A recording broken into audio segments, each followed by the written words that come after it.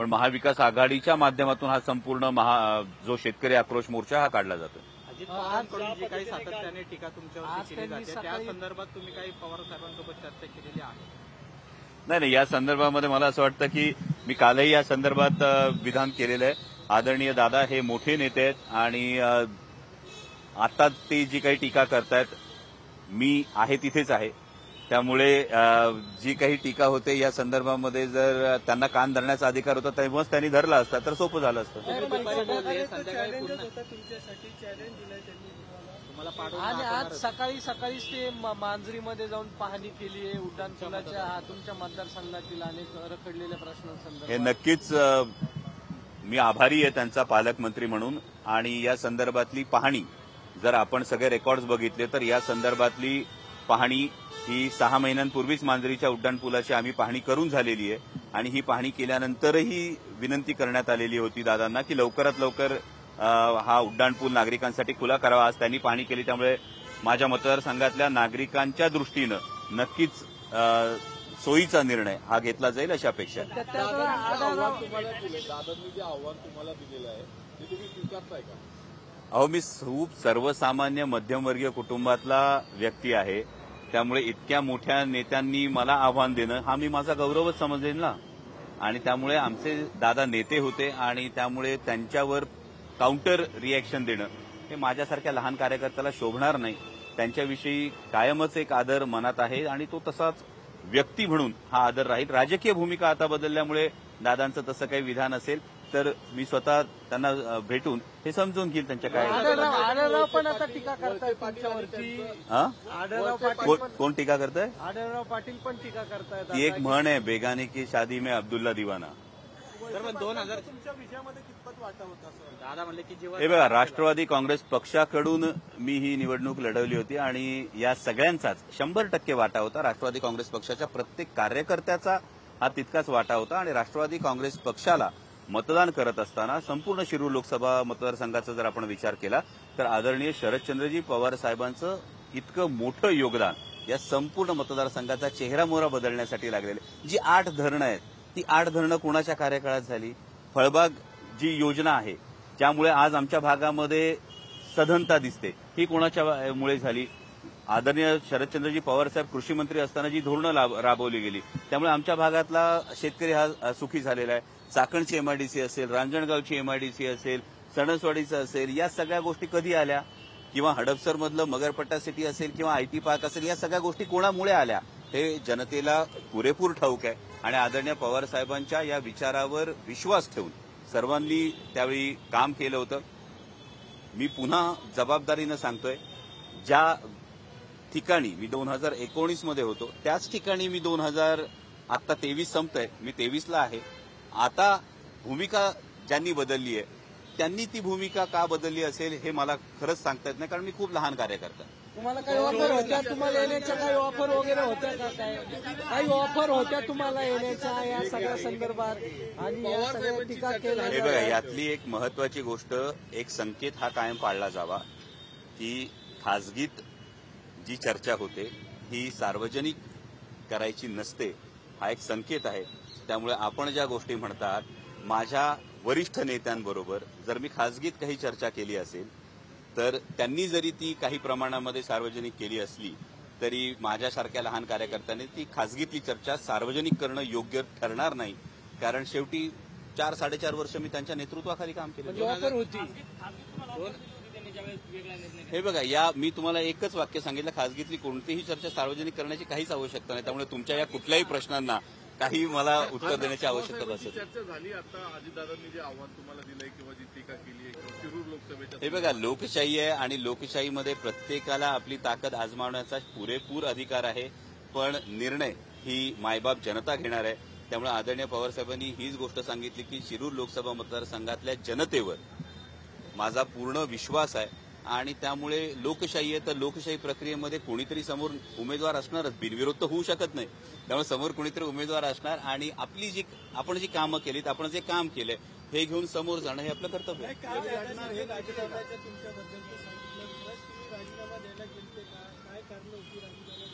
हे बघा, ते असं म्हणतात ना, बात निकली आहे तो दूर तक जाएगी। आणि त्यामुळे ती बात निकली आहे तो दूर तक जाएगी. तर ती मला अजूनही मी या संदर्भामध्ये त्यांच्या ज्येष्ठतेचा, त्यांच्या नेतृत्वाचा, या सगळ्याचा मी 100% कायमच आदर करत आलेलो आणि त्यामुळे त्याविषयी मला भाष्य करणं उचित वाटत नाही. मी कालही हेच सांगितलं की जेव्हा पहिल्याच टर्ममध्ये 2दा संसदरत्न पुरस्कार मिळाला, देशातल्या फर्स्ट टर्मच्या खासदारांमध्ये जेव्हा 3रा क्रमांक मिळाला, संसदेतली जेव्हा भाषणं झाली, जेव्हा शिवस्वराज्य यात्रा ही निघाली, जेव्हा विधानसभेचा प्रचार निघाला, त्यानंतरचं जेव्हा सगळे आमदार निवडून आल्यानंतरचं जर स्वतः दादांचं आपण भाषण बघितलं तर या सगळ्यामध्ये दादांनी पाठीवर हात ठेवून शाबासकीचीच थाप दिलेली आहे. मग त्यांनी एक विधान वेगळं केलं म्हणून मी त्यांच्या विरोधात बोलणं योग्य ठरलं. पण वेळ पडल्यास ती बात दूर तक जाएगी, म्हणजे तुम्ही काय खुलासे करणार का वेळ? हे बघा, मला असं वाटतं की आत्ताचा राजकारणाचा एकूण जर पोत बघितला तर सर्वसामान्य सुशिक्षित मतदारांचाच राजकारणाच्या विषयी एक वेगळं मत तयार होतंय आणि त्यामुळे राजकारणात, समाजकारणात असणाऱ्या आम्हा सगळ्यांचं हे एक नैतिक कर्तव्य आहे की हा तरुणाईचा राजकारणावरचा विश्वास हा कायम राहिला पाहिजे. जी सुसंस्कृतता आहे राजकारणातली ही कायम जपली गेली पाहिजे. हे संकेत हे जपले गेले पाहिजेत आणि त्यामुळे या संदर्भात माझी वाटचाल आदरणीय पवारसाहेबांच्या मार्गदर्शनानुसार याच पद्धतीची ही सुसंस्कृत राजकारणाची जी वाट आहे ही चालण्यास असेल. अजित पवार असं म्हणतात की आम्ही सांगेल तोच खासदार होणार, पक्ष कुठला, पक्षाच्या चिन्हाची लढाई थेट निवडणूक आयोग सुप्रीम कोर्टामध्ये गेली, लोकांच्या मनामध्ये राग आहे असं सांगितलं जातं. तरी सुद्धा अजित पवार नागरिकांना किंवा मतदारसंघातल्या लोकांना गृहीत करतात असं वाटतं तुम्हाला? अजितदादांचा आत्मविश्वास आहे. मला वाटतं या तुमच्या प्रश्नात अनेक उत्तरं दडलेली आहेत आणि मला असं वाटतं की मायबाप जनता ठरवणार आहे. जनतेने पाहिलेलं आहे. म्हणजे कोविडच्या काळामध्ये केंद्र सरकारने निर्णय घेण्याच्या आधी 5 लाख नागरिकांचं लसीकरण जे झालं ते फक्त शिरूर लोकसभा मतदारसंघात झालं. जसं मी म्हणालो, कोविडच्या काळामध्ये फॅबिफ्लूची 27% किंमत जी कमी झाली, ही कमी करण्यासाठीची जी आग्रहाची भूमिका होती ही शिरूर लोकसभा मतदारसंघातल्या खासदाराची होती. आज पुणे नाशिक रेल्वेचा जो मुद्दा आहे, पुणे नाशिक रेल्वेचा प्रश्न हा जवळपास सुटत आलेला आहे. बैलगाडा शर्यत ही सुरू झालेली आहे. नॅशनल हायवेच्या माध्यमातून 30,000 कोटी रुपयांची कामं ही शिरूर लोकसभा मतदारसंघामध्ये मंजूर झालेली आहेत आणि या संदर्भात स्वतः माननीय नितीन गडकरी साहेबांनी विधान केलेलं. मला वाटतं कामांच्या जोरावर आणि लोकांमध्ये असलेल्या प्रतिमेच्या जोरावर ही गोष्ट समोर येणं गरजेचं आहे आणि जेवढं मी मतदारसंघात फिरतो यामध्ये लोकांच्या मनात तरी नक्कीच आदरणीय पवार साहेबांविषयी, माननीय उद्धवसाहेब ठाकरेंविषयी ही प्रचंड आस्था आहे आणि त्याचबरोबर केवळ निधी या गोष्टीपेक्षा तत्व आणि मूल्य या गोष्टींना माझ्या मतदारसंघातले लोक हे फार महत्व देत आहेत. पण दादा तुमच्या विरोधात गेल्या 2 ते 3 दिवसांमध्ये जास्तच आक्रमक झालेले आहेत, असं नेमकं कारण काय आहे? याचं कारण मी कसं सांगू शकेन, कारण आक्रोश यात्रा उद्यापासून सुरू करणार, हे कारण असावं का की इतका अजित पवारांचं प्रेम तुमच्याबद्दल गेल्या 2 दिवसांपासून व्यक्त होतंय? मला वाटतं ते जर प्रेम असेल तर मी आदरणीय दादांना हीच विनंती करतो की आपण केंद्र सरकारकडे आग्रही ठामपणे ही मागणी करावी की आमचा कांदा उत्पादक शेतकरी संकटात आहे, तात्काळ निर्यात बंदी उठवा. दादांचा दरारा, दादांच्या आवाजाचा दरारा सगळ्यांना ठाऊक आहे. तर केंद्र सरकारलाही दादांनी तसाच दरारा दाखवावा आणि आमच्या कांदा उत्पादक शेतकऱ्याला जो अडचणीत आलेला आहे ही निर्यात बंदी तातडीने उठवावी. दादांकडेच फायनान्स आहे तर दादांनी आमच्या दूध उत्पादक शेतकऱ्याला तातडीने दिलासा द्यावा.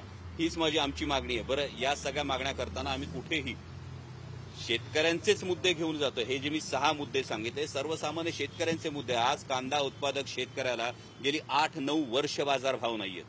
जेव्हा कांदा उत्पादक शेतकऱ्यांवर 40% निर्यात शुल्क हे कांद्यावर लादण्यात आलं त्यावेळी माननीय उपमुख्यमंत्री, अर्धे उपमुख्यमंत्री माननीय देवेंद्रजी फडणवीस यांनी अगदी जपानमधून घाईघाईने ट्विट केलं होतं की 2 लाख टन कांदा हा केंद्र सरकार खरेदी करणार 2410 या भावाने. माझं आपणा सर्वांच्या माध्यमातून हे आवाहन आहे की 2410 रुपये दर मिळालेला मला शेतकरी दाखवा की या संदर्भात खरेदी झाली का. म्हणजे त्यावेळी कांद्याला 4 पैसे मिळण्याची आशा निर्माण झाली होती तेव्हा कांद्याचे भाव पाडले, ही घोषणा करून पाडले. आता पुन्हा कांद्याला 4 पैसे मिळण्याची आशा जेव्हा निर्माण झाली, बरं ही गोष्ट 8-9 वर्षांनी घडते. 8-9 वर्षानंतर कांदा उत्पादक शेतकऱ्याला जर 4 पैसे मिळतात तर तुम्ही तातडीने निर्यात बंदी घालता आणि जे 40-45 रुपयावर गेलेले भाव आहेत हे डायरेक्ट 15 रुपयावर पडतात. कांदा उत्पादक शेतकरी जगायचं कसं? 2410 रुपयाचा दर हा आपण बघू शकता. माननीय जेव्हा आम्ही आळेफाटा चौकामध्ये रास्ता रोको आंदोलन केलं होतं तेव्हा घाईघाईने जपानमधून त्याने ट्विट केलं होतं. त्यावेळी महाराष्ट्राचे कृषी मंत्री हे जाऊन केंद्रात भेटले सुद्धा होते आणि निर्यात शुल्क मागे घेण्याविषयी सांगितलं होतं. निर्यात शुल्क तर मागे घेतलं गेलं नाही, फक्त 2 लाख टन कांदा खरेदी केला जाईल असं सांगितलं आणि भाव पाडून पुढच्या सगळ्या कांद्याचं नुकसान करण्यात आलं. 2024 गेला नाही म्हणून मुद्द्यांपेक्षा सोबत गेला नाही हा राग आहे असं तुम्हाला म्हणायचं का म्हणजे सगळ्यावर? कारण मुद्द्यांवरती ते काही बोलत नाही, तुम्ही त्यांच्या सोबत गेलेलं नाही हा राग दिसतोय. कारण ते म्हटले की मी तिकीट दिलं, मी आणि वळसे पाटलांनी मेहनत घेतली आणि म्हणजे त्यांनी तुम्हाला निवडून आणलं. हे बघा, त्यावेळी जे झालं ती वस्तुस्थिती नाकारता येत नाही. आत्ताची जी वस्तुस्थिती तीही नाकारता येत नाहीये. मला असं वाटतं की मला व्यक्तिगत तत्वांबरोबर राहणं हे जास्त योग्य आहे. मला ज्या पक्षानं तिकीट दिलं, मला ज्या पक्षाच्या कार्यकर्त्यांनी निवडून आणलं, त्या पक्षासोबतच आहे ना मी वेगळं काय केलं. डॉक्टर साहेब, एक शिरूरचे आमदार जर सोडले अशोक पवार, तर इतर तुमच्या लोकसभा मतदारसंघांमधले जे आमदार आहेत तर ते अजित पवार गटामध्ये आहेत. तर तुम्ही मग ही सगळी गणितं तुमच्या बाजूने कशी जुळवाल? येणाऱ्या भविष्य काळात हे तुम्हाला दिसेलच. प्रत्येक जे आमदार आहेत त्या आमदारांची सुद्धा जर तुम्ही ग्राउंडवरची परिस्थिती बघितली तर हे आमदार नेमके कोणकोणत्या कारणांमुळे या भूमिकेत आहेत ही सुद्धा एक चर्चा करण्यासारखा विषय आहे. पण पुन्हा सर्वसामान्य मायबाप जनता ठरवणार आहे आणि मायबाप जनता हे ठरवेल. आज मी खूप प्रामाणिकपणे सांगतो, मी कोणताही राजकारणाची मला पार्श्वभूमी नाही. माझा ना कुठला कारखाना आहे, ना माझी कुठली परदेशात कंपनी आहे, ना माझ्यावर कुठली चौकशी आहे. मग या गोष्टी असतील तर माझ्या महाराष्ट्रातल्या माता मावल्या, माझ्या मतदारसंघातल्या माता मावल्या लेकराला सांगतात ते बघ ते दूध पितात स्क्रीनवर, त्यामुळे तू दूध पिलं पाहिजे. ते सांगतात तो व्यायाम करतो, तू व्यायाम केला पाहिजे. जर एक आदर्श म्हणून या एका प्रतिमेकडे बघतो तर ती प्रतिमा जेव्हा आपण साकारतो तर ती प्रतिमा साकारत असताना यातली जी तत्व आहेत, यातली जी मूल्य आहेत ही सगळी आपण जोपासलीच पाहिजे, ती जपली पाहिजे. ही नैतिक जबाबदारी येते आपल्यावर आणि मला वाटतं ही नैतिक जबाबदारी आणि या तत्वांशी लढाई घेऊन आपण पुढे चाललोय. म्हणजे काल मला वाटतं दादांनी एका चित्रपटाचा उल्लेख केला. या चित्रपटामध्ये एक प्रसंग होता की छत्रपती शिवाजी महाराज जेव्हा आग्र्याच्या दरबारात उभे राहतात तेव्हा आम्ही हे रिसर्च करताना होतं की औरंगजेबाच्या मनात, दिल्लीपतीच्या मनात, म्हणजे आता लगेच तुम्ही त्याला काहीतरी वेगळे संदर्भ देऊ नका की ही तुलना औरंगजेबाशी केली नाही, दिल्लीपतीच्या मनात, ज्याचं एक फार मोठं राज्य होतं, त्यांच्या मनात हे होतं की कदाचित दख्खनची सुभेदारी द्यावी आणि छत्रपती शिवाजी महाराजांना आपल्या बाजूने वळवून घ्यावं. दख्खनची सुभेदारी जर बघितली तर दख्खनचा सुभा हा स्वराज्यापेक्षा कैक पटीनं मोठा होता. पण छत्रपती शिवाजी महाराजांनी दिल्ली दरबारासमोर मान झुकवण्यापेक्षा तत्वांच्या बाजूनं ठामपणे मान ताठ करून उभं राहणं पसंत केलं आणि म्हणून आज आपण 350 वर्ष छत्रपती शिवाजी महाराजांचं नाव घेतो. जर मी केवळ त्यांची प्रतिमा साकारत असेल तर एवढा बोध तरी ही प्रतिमा साकारताना नक्कीच घेतला पाहिजे. त्यामुळे चित्रपटाने व्यवसाय काय केला ते मला ठाऊक नाही, पण त्याहीपेक्षा चित्रपटाने जे शिकवलं ते आचरणात आणणं मी माझं कर्तव्य समजतो. 3 वर्षापूर्वीचा निर्णय जो होता तो बदलला, बाहेर पडायच्या संदर्भात किंवा राजीनाम्याची चर्चा होती, त्याच्यानंतर आता राजकारण कंटिन्यू करायचं असा मी जाहीर केला निर्णय. त्यांनी सांगितलं. मग त्यांनी सांगितलं, आपण त्यांना विचारा. अहो मी तेच म्हणालो ना तुम्हाला सुरुवातीला की खासगीतल्या चर्चा जेव्हा बाहेर येतील तेव्हा मग ही चर्चा का घडली, त्याची पार्श्वभूमी काय होती, त्यानंतरचं काय होतं, हे सगळं समोर येतं ना. आणि त्या खासगीतल्या चर्चा संकेत आहे की खासगीतल्या चर्चा अशा बाहेर सांगायच्या नाहीत.